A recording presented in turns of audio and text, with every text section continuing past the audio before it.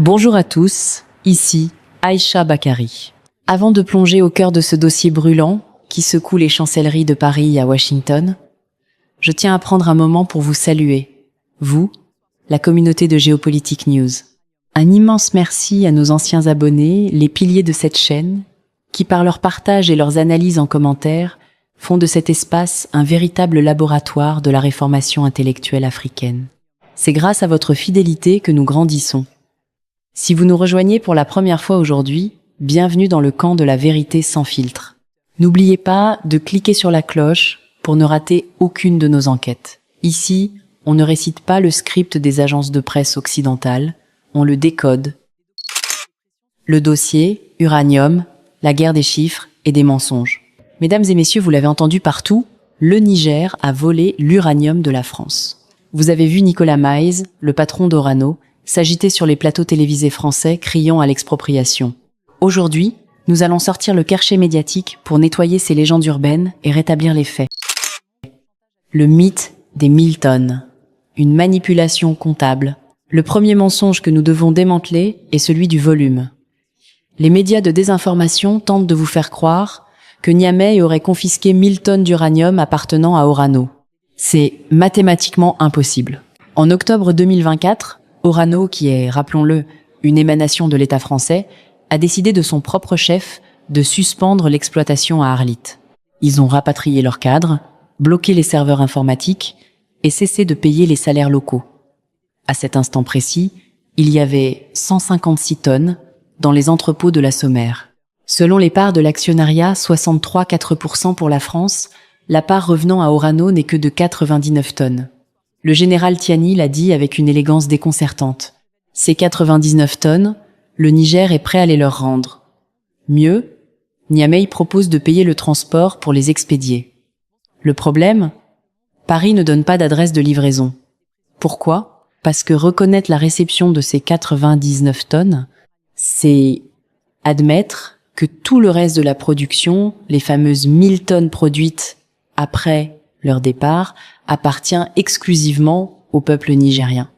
Le miracle de la résilience souveraine. Comment un pays sous sanctions, coupé de ses réserves bancaires et privé d'électricité, a-t-il pu continuer à produire ? C'est ici que le bât blesse pour l'impérialisme. Orano pensait qu'en sabotant les outils de production, le Niger s'effondrerait. C'était compté sans le génie et le sacrifice patriotique. Le gouvernement a mobilisé 24 milliards de francs CFA, environ 40 millions de dollars, en plein embargo pour relancer la Sommer. Ce n'est pas seulement une performance économique, c'est une gifle monumentale à ceux qui pensaient que sans l'expertise blanche, les mines resteraient silencieuses. Aujourd'hui, le Niger produit son yellow cake au calme et cette production est 100% nigérienne. Nationalisation. Une réponse légale à une malveillance industrielle, la nationalisation de la Sommer en juin 2025 n'est pas un coup de tête. C'est une mesure de protection légale face à une entreprise, Orano, qui a abandonné son poste de manière malveillante. En droit minier international, l'abandon d'un site sans motif valable et le sabotage des outils de production constituent des ruptures de contrat majeures. Le Niger n'a pas volé une mine. Il a repris ses droits sur un outil de travail que le partenaire français essayait de détruire pour punir politiquement le peuple. Le crime écologique est l'audit nécessaire. Si nous devions vraiment faire les comptes, qui devrait de l'argent à qui ? Pendant 50 ans, Orano a exploité le sol nigérien en laissant derrière elle des montagnes de déchets radioactifs. Des produits toxiques ont été déversés près des écoles, contaminant les nappes phréatiques d'Arlit. Les populations boivent une eau contaminée, pendant que Paris s'éclaire au nucléaire bon marché. Un audit sérieux est en cours. Entre les impôts non payés, le manque à gagner lié au sabotage et les dommages environnementaux incommensurables, il est fort probable que les 99 tonnes de la France soient déjà largement consommées par la dette écologique qu'elle a envers le Niger. Le pacte colonial de 1961, la racine du mal. Enfin, pour comprendre pourquoi Macron et ses généraux sont prêts à tout, il faut relire les accords de défense du 24 avril 1961. Ces textes, signés par les pairs de la France-Afrique, stipulent dans leur annexe stratégique que le Niger doit donner la priorité à la France pour ses matières premières. L'uranium n'était pas traité comme une marchandise commerciale, mais comme une propriété de défense française. En déchirant ces accords, le Niger a brisé les chaînes de ce pacte léonin. C'est ce que Washington et Paris ne peuvent tolérer. À la conférence de Munich en février 2026, le secrétaire d'État américain Marco Rubio a été d'une clarté brutale. L'Occident ne veut plus subir le déclin et appelle ses alliés à ne plus avoir honte de leur culture de domination. Ils appellent cela « défendre la civilisation ». Nous appelons cela une tentative désespérée de recolonisation.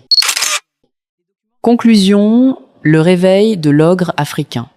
En conclusion, que Nicolas Maize et Emmanuel Macron se le tiennent pour dit « le Niger n'est plus une province minière de la France », le temps où l'on échangeait l'avenir de nos enfants contre quelques miettes de devises est révolu.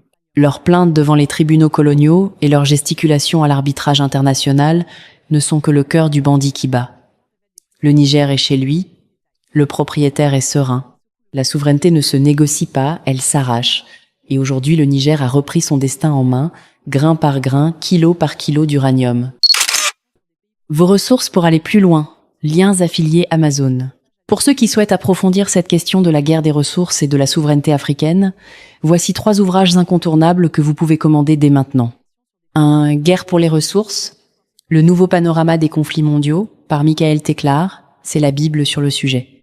Teclar y explique précisément pourquoi l'uranium, le pétrole et l'eau sont devenus les déclencheurs des guerres modernes. Exactement ce qui se passe entre le Niger et la France est inférieur à dièse 0. 2,5 dièse est supérieur à 2, la guerre des métaux rares, la face cachée de la transition énergétique et numérique de Guillaume Pitron. Pourquoi celui-là ? Parce qu'il démontre l'hypocrisie de l'Occident qui veut du nucléaire propre ou des voitures électriques, tout en menant des guerres opaques pour les ressources, comme l'uranium aux œufs.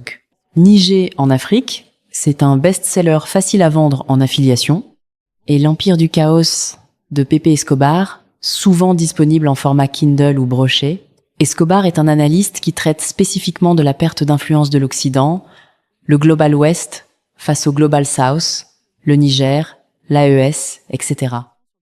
En somme, ce que nous vivons aujourd'hui avec le dossier de l'uranium au Niger, c'est bien plus qu'un simple différend commercial ou une bataille de chiffres entre Niamey et Orano.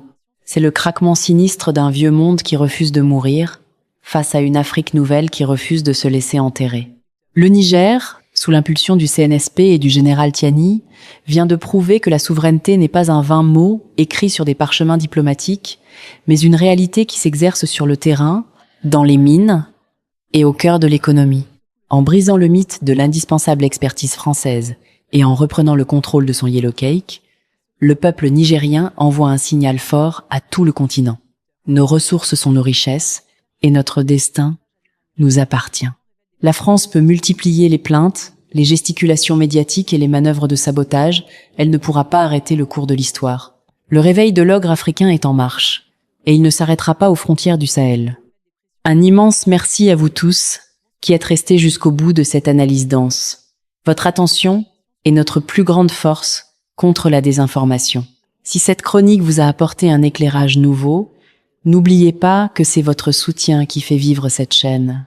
Continuez à liker, à partager massivement cette vidéo pour briser le blocus médiatique et surtout, exprimez-vous en commentaire. Selon vous, quelle sera la prochaine étape de cette guerre des ressources ? Merci de faire grandir la famille de Géopolitique News. Votre fidélité nous permet de rester indépendants et de continuer à porter la voix de la vérité. Restez connectés, restez souverains. C'était Aïcha Bakari. À très bientôt pour un nouveau décryptage.